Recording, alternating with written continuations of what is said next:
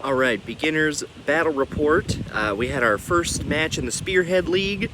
The Blood Scream Gits faced off against the Iron Jaws Orcs, and we came out, unfortunately, with a loss at 14-18.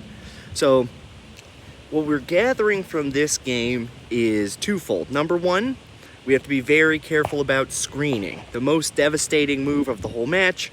My opponent was able to get all of his infantry, his Ard boys, into my territory and perfectly screened out my unit of Squig Hoppers from entering on round 3.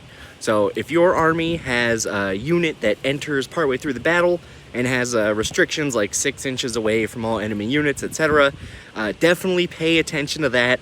You're probably going to want to, in the future, I'm going to use one squad of my Goblins to kind of shore up like a landing zone for my hoppers so that this can't happen to me again. Then number 2 is the importance of piling in. I cannot tell you how many times I resolved a combat only to go, oh, dang, if I had 3 more inches of movement, I'd be able to put a couple of boys, a couple of gits onto an objective.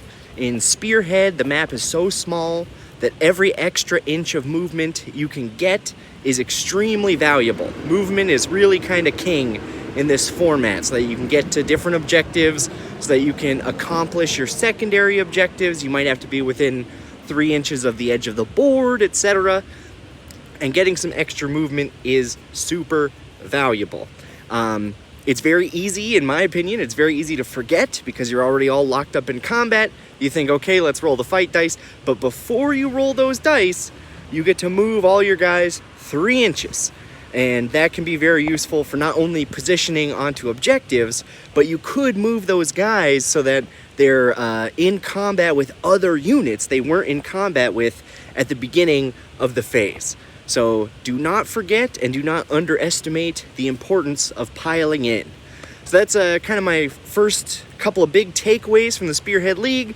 Movement is king, and let's create a safe landing zone for our units that are arriving from outside the battle.